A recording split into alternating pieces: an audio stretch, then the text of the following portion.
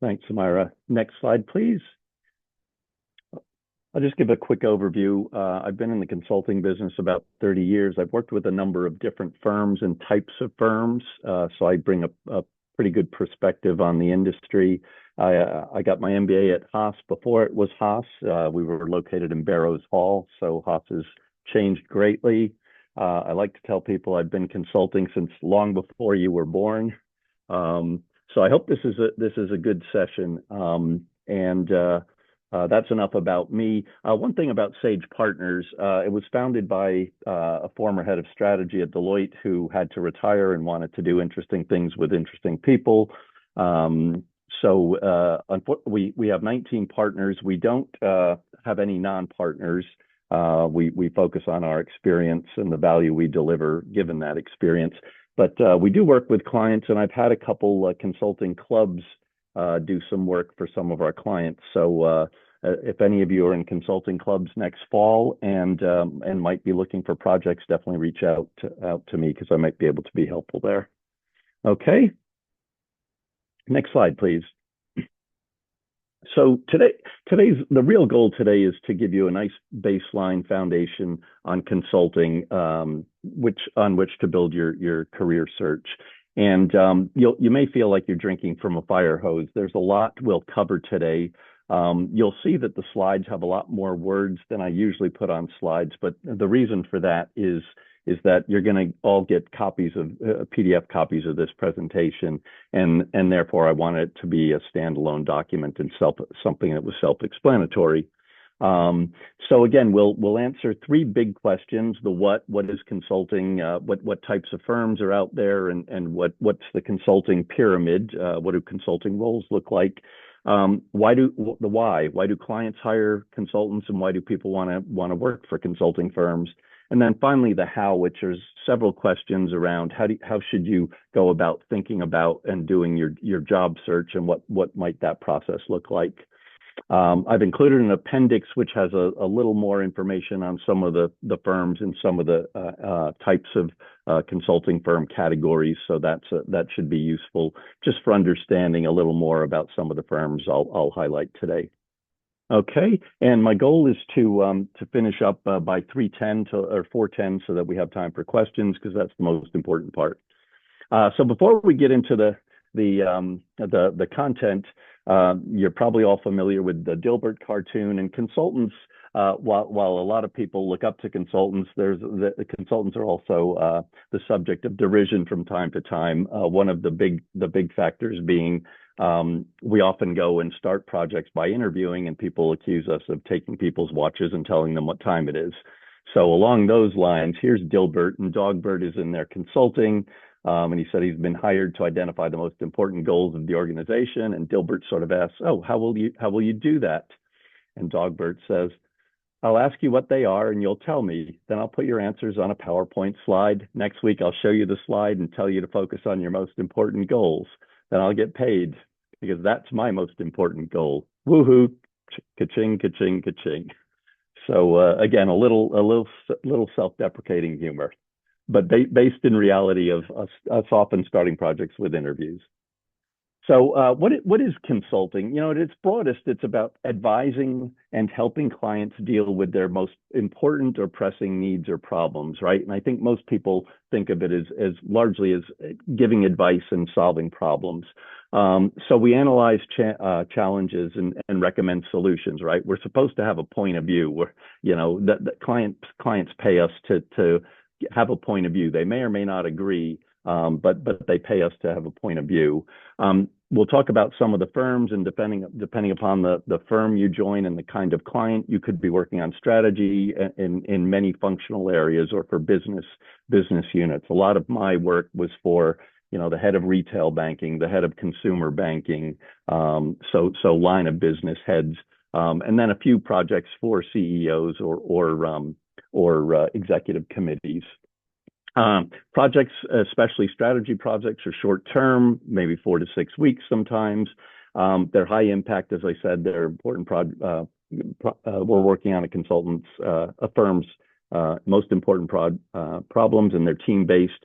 The more you get towards implementation, i.e., how do you make the strategy work? How do you put it into operations and systems and whatnot?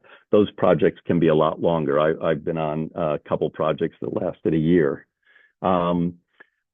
So what do we bring? We bring structured thinking, right? How do you solve problems? And we bring experience oftentimes. A company may only address a certain problem every 5 or 10 years, whereas consultants often are dealing with that same problem at different clients multiple times a year. So they look for not only how do we think, but also about some of the experience we bring in terms of solving that particular problem. I'm just having, oh, there we go. For some reason, I'm getting an error on the script. So I may have to work, oh, there, yeah, okay, I'll keep an eye on it. Sorry about that. But sometimes too, clients just need to get stuff done, what we call staff augmentation. They need extra hands to do something because their current employees are busy doing business as usual every day. So I've worked on a couple of those. Some of those can be really boring. Luckily, I haven't done those, but I've done, for example, for a big bank, they had the regulators coming in to look at their risk management processes across all their different risk areas. They didn't have that well documented, so they hired a group of us to go and essentially work with their team to put together risk management profiles in a dozen areas in 2 to 3 weeks time. So again, sometimes that I consider both important and pressing, but sometimes they just need extra hands to do things, and we call that staff augmentation. But ultimately, we want clients to make better decisions. We help them improve performance and get things done. Next slide, please. So this slide's about the different types of consulting firms, and I'll even say more specifically, it's about management consulting firms. So there are other kinds of consulting firms. There are economic consulting firms or litigation consulting firms. There are HR consulting firms, which work on pensions or 401k plans. Here, we're really talking about business consulting or management consulting firms. And I've put a couple different categories of firms up there. So most of you are familiar with the big strategy firms, MBB, McKinsey, Bain, and BCG. Then most of you probably are also familiar with the big four, and I've added 2 others, right? The accounting firms that have consulting arms. And interestingly, there was just a historical note, there was a period in the late 1990s, early 2000s when the accounting firms except for Deloitte, they divested, they sold off all their or separated all their consulting firms because regulators were worried about conflicts between consulting clients and audit clients. Several years after that, they all started getting into consulting again because it has better margins and it's faster growing.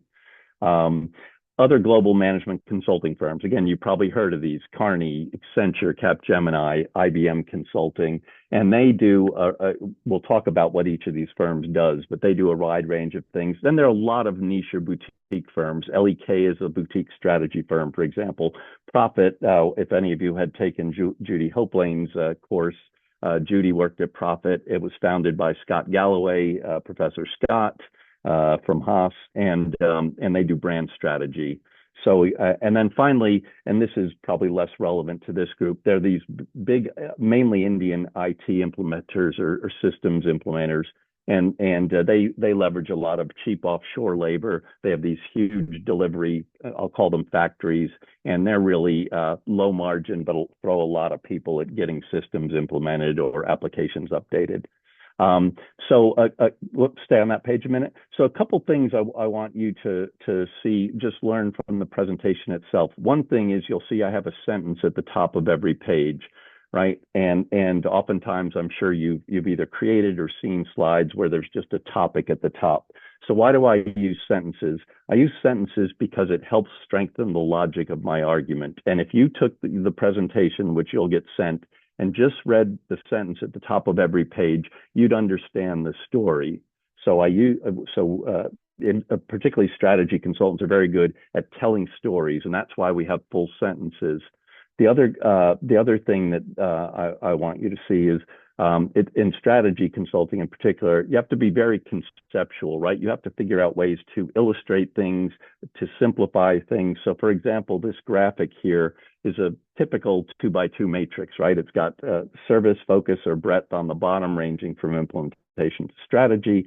And then it has geographic reach, right? Are they local, regional, or are they global? And so that's a very good way now to conceptualize how do these firms fit together. So you'll see that McKinsey, the MBB mainly do strategy work on a global basis. The Big Four do more operations kind of work. And the other global firms, the Accentures and Capgeminis and IBM, span even a bigger area in terms of the services they offer. And one thing to know is all these firms at the top, those three types of firms, they're all chasing the same kinds of projects. They all want $10 million and up projects. So McKinsey and Bain and BCG have moved down to doing more operations or implementation. The Big Four, largely through acquisition, have moved to try and do more strategy so that the table's sooner. So Deloitte bought Monitor, PwC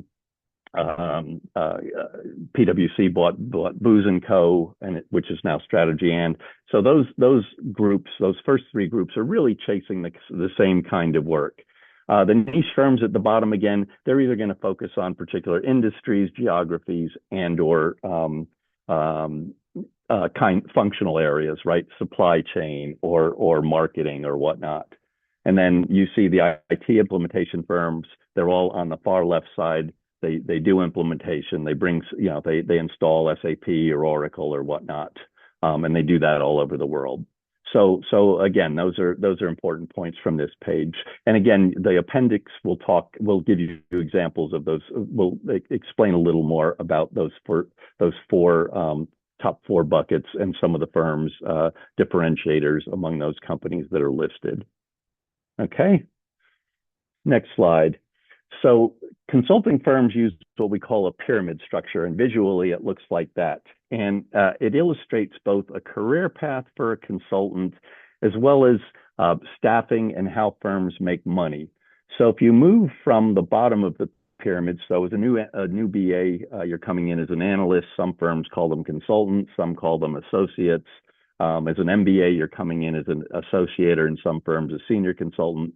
But at the bottom of the pyramid, you're doing more of the day-to-day project execution, right? If you're an analyst, a new BA, you're going to be doing some research. You're going to be doing modeling. You'll be analyzing the research.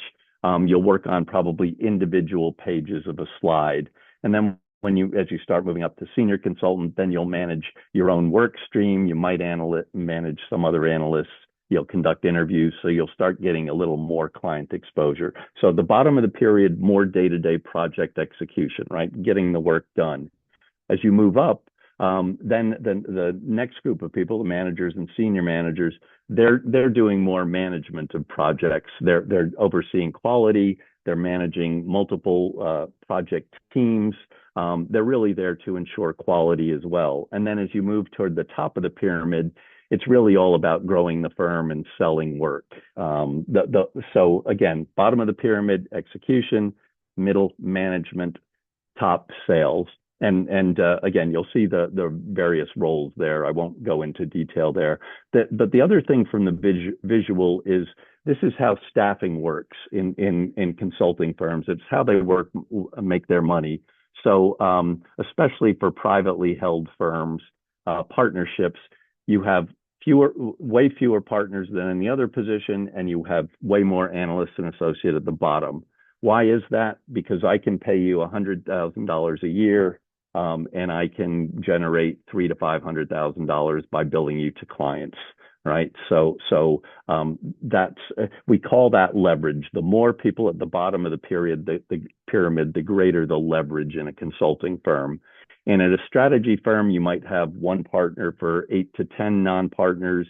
At a Big Four and Accenture, you might have 1 to 15 or 20. And in some firms that do a lot more implementation work, you might have 1 to 50 or 1 to 100. So again, pyramids are both how we staff. They illustrate how many people are at each level and how the firms make money, as well as the different roles you play moving up. Okay, next slide. So now we'll go to the why questions, right? Why do firms hire consultants, and why do people want to work for consulting firms? So a couple things. One, right, expertise. Consultants have either likely addressed the problem that the client faces, or they have frameworks and ways of thinking about solving problems, right? They have, especially at the strategy firms, I like to say there's intellectual firepower, right? You're bringing a lot of smart people to the table to help solve client issues.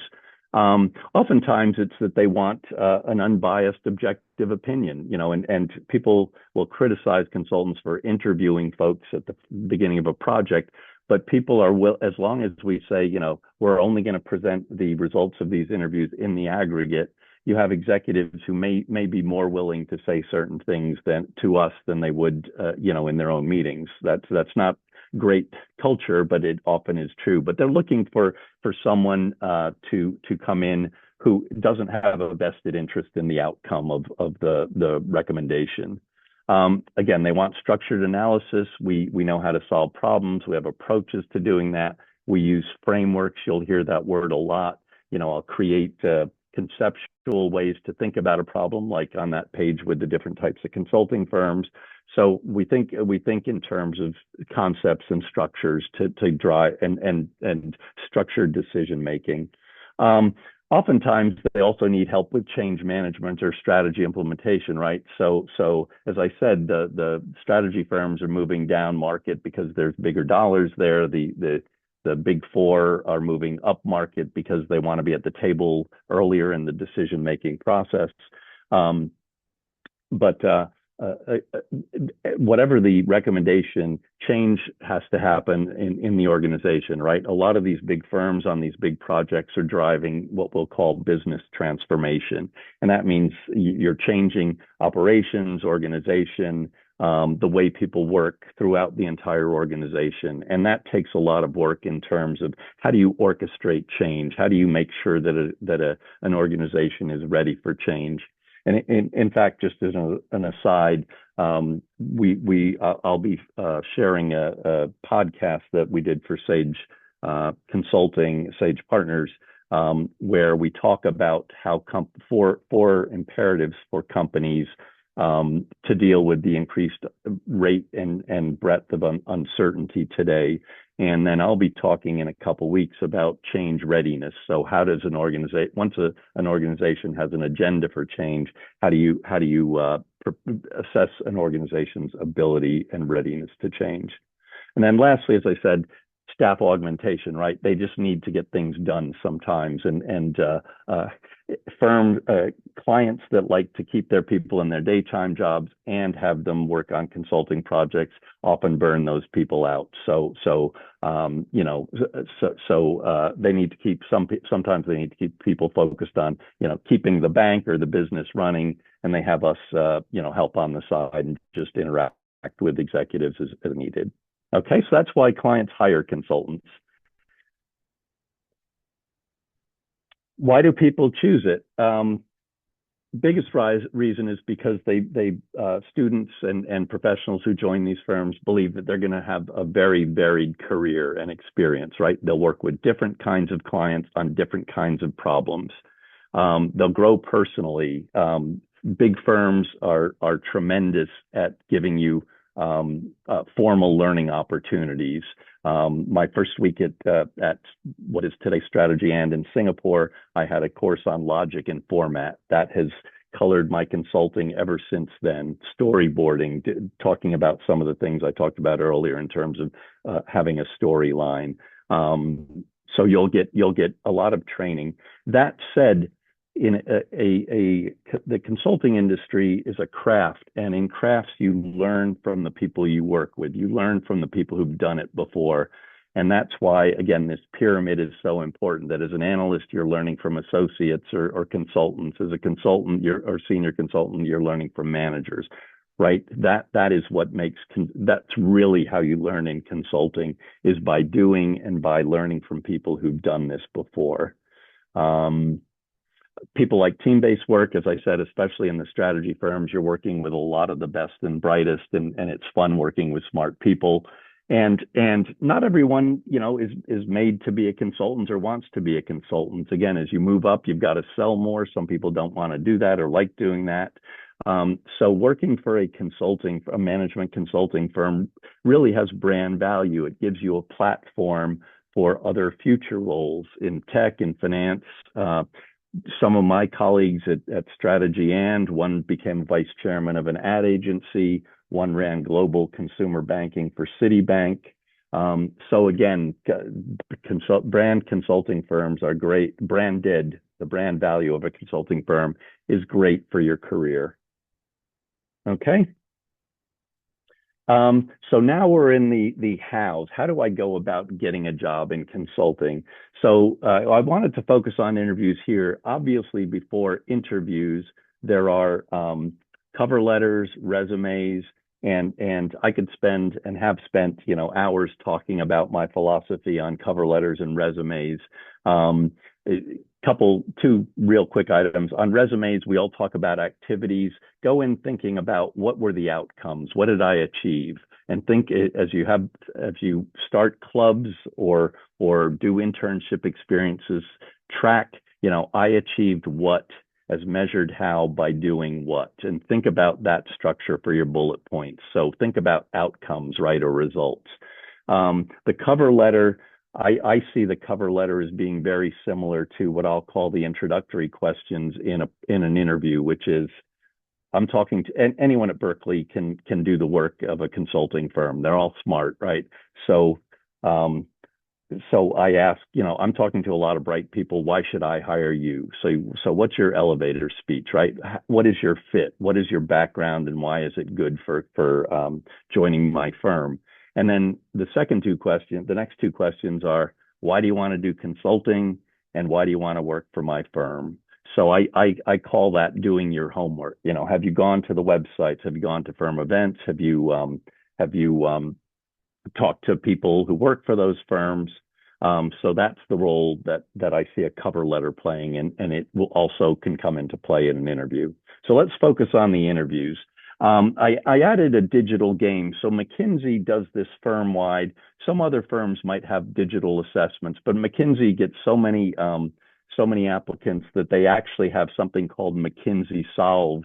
And if they choose you, to go to the next step after they've looked at your resume and cover letter, they'll send you, they'll have you do this online gamified problem-solving exercise. So that is different from other firms in terms of McKinsey does that everywhere. Again, other firms may have some sort of digital assessment, but McKinsey believes there's value in having people do this, getting the data from how they solve that problem, and just using it to winnow down candidates. I talked about the introductory questions. Again, you won't have all these things in an interview, so maybe I'll do introductory questions and behavioral questions in a single interview. So we talked about the introductory questions. Behavioral questions, you've probably heard that term, right? We want to test real life situations, the kinds of things that you might run up against in working for a consulting firm. So often those are phrased by the interview as, tell me about a time when. Tell me about a time when you had to work with a difficult teammate. Tell me about a time when you had to work on a project you knew nothing about.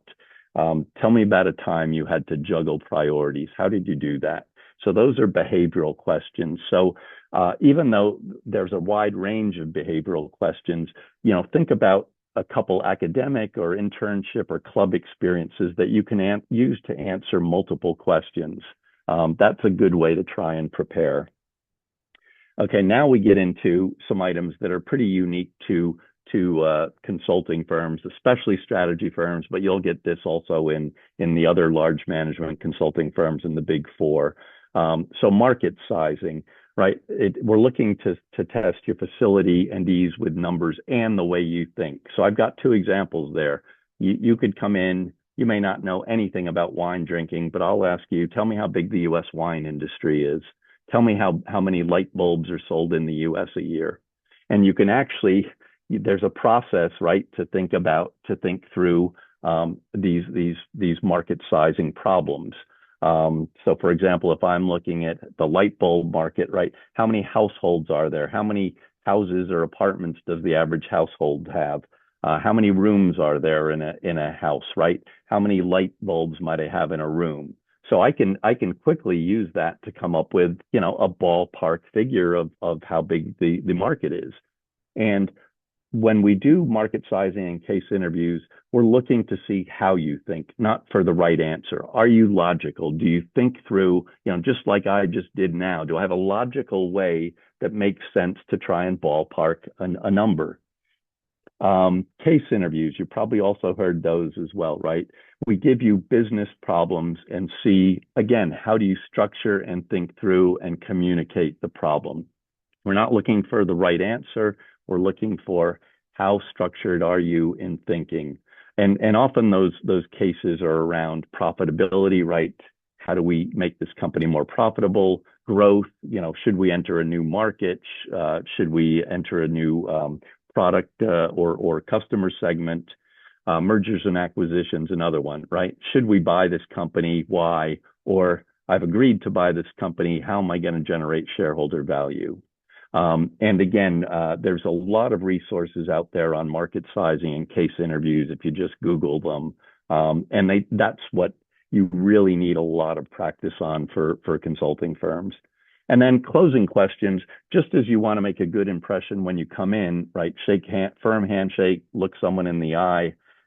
You want to ask good questions at the end of the interview. And oftentimes base that off, you've learned something from someone who works at that firm, you've learned something from the website. So use that to show you've done your homework and ask a smart question as a result of this. I talked to this person who talked about great professional development. What would the professional development be for a new analyst, right? So you're showing I've done my homework, I've talked to someone, and now I've got a good question. Okay, next slide, please. So here I've got two columns, and again, you'll see I try and group things, right? That's another thing. How do I organize information in these presentations to try and make it easier for people to absorb? So here we've got two columns. One is on what drives interview success and what drives career success, and many of the things are related. But we'll go through them briefly. Again, intellectual curiosity is important, both in an interview and in your consulting career, right? I might ask in an interview, what's the latest book you read? Not even necessarily business book. I want to see that you're out there reading stuff, or what's the most interesting article you read on business and why, right? So I'm looking for someone who's curious, and you have to be in consulting because fads change in consulting, and what's hot changes from time to time. When I started my career, it was re-engineering the corporation, which was essentially starting with a white sheet and rethinking how the company does something. Then it went into customer experience. Then it went to digital. Now, obviously, AI and its impact on an organization. So you've always got to be learning and reading. So that's something that is, I want people to be interesting in interviews. If I see you're a salsa dancer on your resume, I may ask you about that. Because we have something called the airplane test. I've commuted to New York for months. I've commuted to Hawaii for years. And the airplane test is, would I want to sit next to this person for 5 hours, and how good or bad an experience would that be, right? And that's just something that's soft. It's based on likability and someone being interesting to talk to. And one of the reasons you stay in consulting is you get to work with a lot of people like that. Comfort with numbers we talked about for market sizing and doing cases. And that carries through to your job because as an analyst, you're going to be doing a lot of number crunching, modeling. Confidence and clarity. We're in a client serving business. If you're not confident and can't communicate well, how is the client going to feel that they should trust you to do something, right? So I call that safe hands. Coachable just means you learn from feedback you get. Sometimes in cases, if you're going down the wrong trail, an interviewer will try and get you back on track. So again, how do you react to that? And then poise under pressure, right? We often have time pressure to get something done. And I had one of my mentees from about 10 years ago was interviewing at EY, and he went to an interview and literally started sweating so badly that they had to bring a fan into the interview. And needless to say, he didn't get a job offer. And so, right, you got to be poised. And our business is high pressure and high stakes at times. Um, Career success again builds off those, right? Problem solver, team oriented. You've got to play well in a team. You've got to understand roles. You've got to manage up. If I tell anyone what a key is, it's managing up. That is, if I'm a manager, senior manager, or partner, and I'm running multiple jobs, the last thing I need to do is, is Tyler doing his job, and where is that deliverable, right? So managing up is really important. Owning your deliverables, right? At the end of the day, a manager and senior manager are responsible for quality, but you've got to go in and be checking your own work and take responsibility, right? For deadlines, for quality. I think that covers, and hard worker. You've got to be smart and hardworking. So I think that covers a lot about, again, what is landing a job taker mean. So keys to strong recruiting. It is a long process, and people who invest the time usually do well. Similar to investment banking, people who want to go into consulting, especially strategy consulting, but any kind of management consulting, oftentimes that is their main focus. So if you're in investment banking, you're learning how to do modeling and valuations and understanding different aspects of equities and bonds. If you're in consulting, you should be, besides getting comfortable with behavioral interviews, you should be doing everything you can to learn about market sizing exercises and practice them. Learn what a case study is, what an approach is, because there's a standard way to do cases. So go and learn that, and then put it into practice. So you can do that on your own. You can do that with friends. But first point here: start early, right? You want to be networking. Firms are hiring earlier and earlier. The Big Four have leadership experiences for the summer, whether they're recruiting this time of year, right in the spring of sophomore year. I'm not sure if the other consulting firms have similar programs, but it's never too early to start networking, learning about cases, about market sizing, et cetera, doing mock interviews, find a friend, find a peer to practice with. Understand yourself and have a story. What story? How do you tell your story about how you fit into a consulting firm and how you're different from other candidates? What are the choices that you made in terms of extracurriculars, in terms of choice of courses you took, in terms of clubs you joined, right? So what is your story? So know yourself and think about that. Why should I hire you? Have your elevator speech ready. Here's the 3 or 4 things I want you to know about me that make me a good fit for this job. So know yourself. Case competitions as well as consulting clubs can be great places to learn the practice of consulting. Building relationships, right? At the end of the day, every business is about personal relationships. So recruiters, alums, current consultants, don't be afraid to reach out. People like me and anyone you reach out to on LinkedIn, they want to be helpful. People love talking to college students. So don't be afraid to cold email or someone, to use the alumni office to find people who work in different firms. Because 99% of the time they're more than happy to help you along. Tailor your resume. So we talked about and cover letter. So we talked about cover letter, right? And the second part of a cover letter being, why do you want to work for my firm? If you tailor nothing else in a cover letter, tailor that part, right? Do your homework on that firm and you probably have a different reason for working for EY than you would for McKinsey. So let the cover letter reflect your interest and your having done your homework. Again, practice different kinds of interviews, behavioral, market sizing, and case competition and case studies. Prepare thoughtful questions. When you meet someone, you're making an impression. So always be well prepared. And then just stay organized. Understand when events are happening. When deadlines have to be met, when materials are due, et cetera. Okay. And last, so I won't go through all of these, but again, I joined a strategy consulting firm in 1988. I had to do all the learning on my own. There are now tons of resources, some paid, a lot free. There's a whole industry around helping people get jobs in management consulting. So this has some resources on campus, and I won't go through the details there, but some of the other resources, firm websites, right? That's the best place to learn about individual firms, what their recruiting is like, how they do case interviews. Other online resources, Management Consulted, Rocket Blocks are two good websites. Case books. If you do a search on case books, you'll find them from leading business schools, and they actually have cases and answers. So again, you can practice them, and then you can see the answer and understand how someone thought through this problem.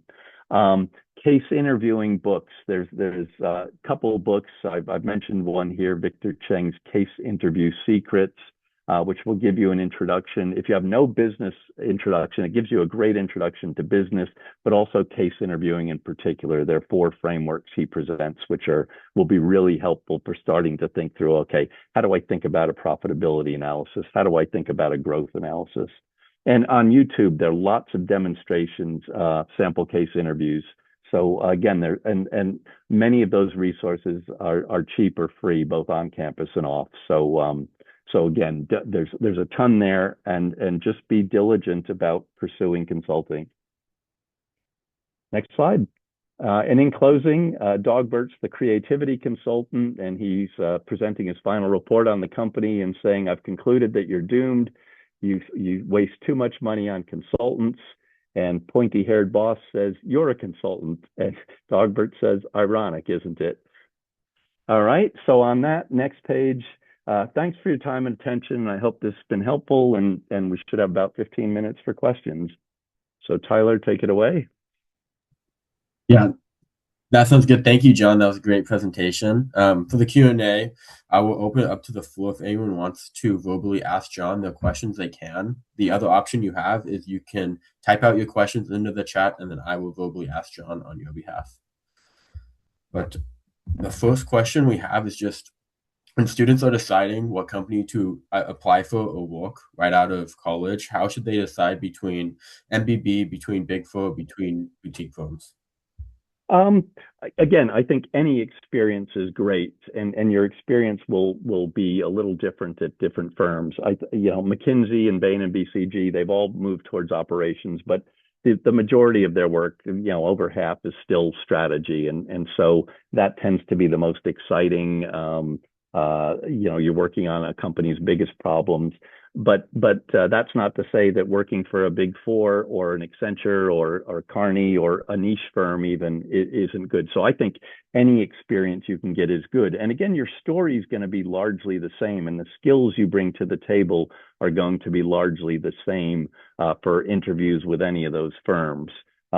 So that's what makes it easy, other than just having to understand what are the differences in these firms. You'll do more operational work in a Big Four, perhaps. You might do more risk or finance oriented work because that's their heritage. In a boutique firm or a niche firm, I've worked for a firm called Edgar Dunn and Company, where we did branding and a lot of payments stuff. And in a niche company, you'll learn more about a specific area of interest, either an industry or a function.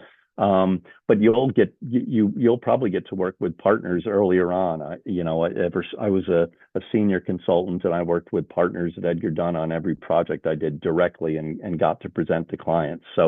So any kind of firm will give you great experience. And even though intellectually you may know what kind of firm you'd ideally want to work for, you never really know until you actually do the work, right? But yeah, I think you should, it's good to aim high.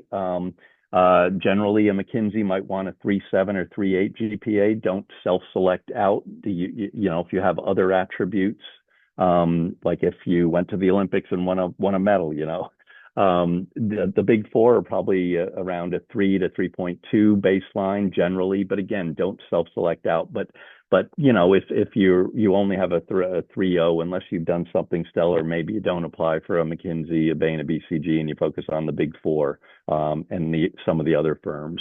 But consulting is competitive. Even at EY, I think we hired 4% of the applicants. So it's a competitive business. So people who want to go into consulting focus on it, but that doesn't mean that the skills you're emphasizing in your cover letter for a consulting firm don't apply to any other kind of job that is analytical. You've just got to decide, how much of your effort do you focus on consulting per se versus maybe looking for a couple safety outlets. Okay, yeah, thanks for answering that question. Another question, you touched on networking a little bit, but just how are some strategic approaches students can take to networking and to really network effectively? Yeah, I think it starts with just reaching out. The Alumni Association, your contacts are, on LinkedIn. On LinkedIn, if you're a second degree connection with someone, you can not only connect with that, you can connect with anyone, but you can send a short message if you're a second degree connection, and so that's much more effective than just sending a connection request because I have no idea why you're connecting. So second degree connections are really good. The alumni office is helpful. I have students reach out to me to see if I know anyone in different industries. So I think it's just taking the initiative. It's because there are alums who work at there are many alums who work at all these organizations, and they're happy, as I mentioned, to talk. The other thing is, as I said, be prepared, ask good questions. If I'm willing to open my network to people, right, I want to make sure that they show well on my behalf. So you've got to be prepared. The other lesson I think is start with the more junior people first. So if you're interested in McKinsey or Bain, talk to another, recent analyst, because then you start getting smart about some of the basics, and then you're not wasting, a manager's time or a senior manager's time asking basic questions. You're really optimizing the time you spend with people as you move up to more senior people in the firm. I'd go to firm nights, go get names, and I would go to Ascend Leadership Club on campus. I'd go to their kickoff, and there were recruiters there and people who played, who were consultants. And so go to events. It's a great place to I think people still have business cards at these firms. So get and always when you do a networking interview, ask someone if there's anyone else they can recommend you talk to, right? So just keep building your network. Okay, yeah, that's one, at least for me, I know I personally have the ask of, hey, can you pass me off to someone? Yep. But there's a user who has their hand up, so I'll let them ask you the question directly. Can you hear me? Am I Yes. legible? Okay, Yep. awesome. Thank you so much, Mr. Hanson. I really appreciated this. I think I got a lot of good insight into what recruiting for consulting is like. I had a question about maybe technical interviews. So I've not recruited for consulting before. I don't know how it operates, but I know that in banking there are a Mhm. series of technical interviews. Like Right. they'll ask you valuation, IRR, stuff like that. So if you're going into like M&A for an MBB or any other different type of consulting firm, what is that technical interview like? Is it the same as it would be for banking, or is there more of a consulting spin into No, things? I think they're probably very different. And again, a consulting interview in mergers and acquisitions, for example, would be, why should would be more conceptual. So I might ask, and I've done a case sample case interview around this. Two airlines merged. The CEO promised shareholders increased value from this merger. What are the leverage points, or how is the CEO going to deliver on that? And that really gets into, so we're already beyond fit, right? If he asked us should he buy this other airline, fit would become important, right? Fit and culture. But since he's already decided to do it, and now he has to figure out how he's going to deliver on shareholder value, it becomes around where am I going to generate more revenue or save costs, right? Because that's how you create shareholder value. So that kind of case is where you're going to have to think through, okay, how does an airline, where are an airline's biggest costs, and how do airlines make money? And so even if oftentimes we try and, unless you're interviewing for a firm that specializes, like ZS does a lot of pharmaceutical stuff. So there you might want to, study more about the industry. But here, everyone's flown a plane and probably has been at an airport and can think logically about, how airlines spend money and make money. So it's really that. It's how well do you structure that response. So case interviews are really, I think, your equivalent of technical interviews. You might get asked in a general interview, tell me about your proficiency with Excel or doing pivot tables, or tell me about how you've used AI and what AI tools you've used. But other than that, I don't think, I think it's more again about being able to see how you think. Another example, in a big four, as I said, a lot of their heritage is around risk. So someone might ask you about how you think about risks relative to a particular process. And again, that's still about conceptual, right? So I might, if I'm thinking about conceptual risks, I'm thinking, what might a human do? What might happen automatically? What might a machine do, right?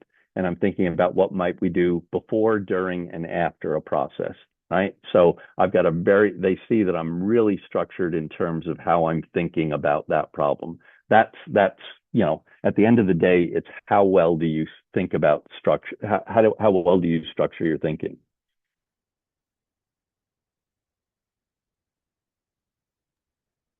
Okay, thank you for answering that question. Thank you for asking the question from the crowd.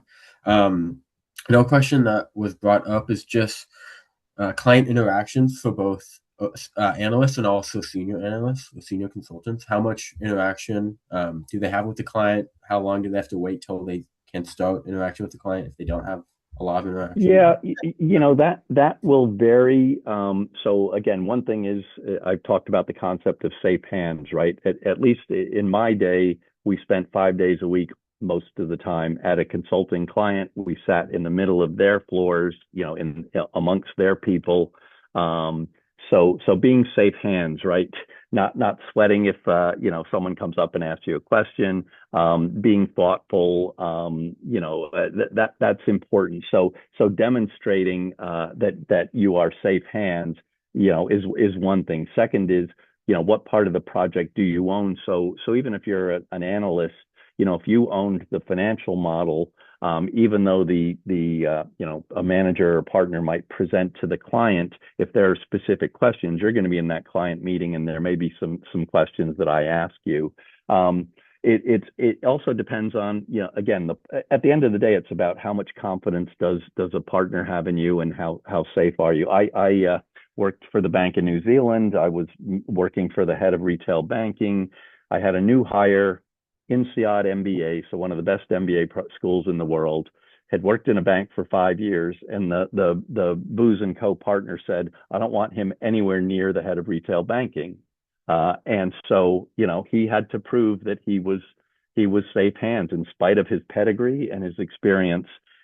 The partner still was being cautious. Why? Because, you don't want to lose a $5 or $10 million client job because some junior person screwed up. So it also depends upon how controlling personally the partner is. I've worked for some very controlling people in life, and you got to build trust. At the end of the day, it's a trust business, both within the firm and to clients. And that's an important point. You need to build relationships in the firm, because ideally, if you're looking to get staffed as a junior person, you want them to think of you, right? So if you have coffee with a whole bunch of people and you tell them your background, when a project comes up that they've sold, they might be thinking of you, right? So you've got to network internally. As you move up, I want the partner, if I'm a senior manager, I want a partner to feel comfortable enough to hand over some of his key client relationships while he goes and finds new clients, right?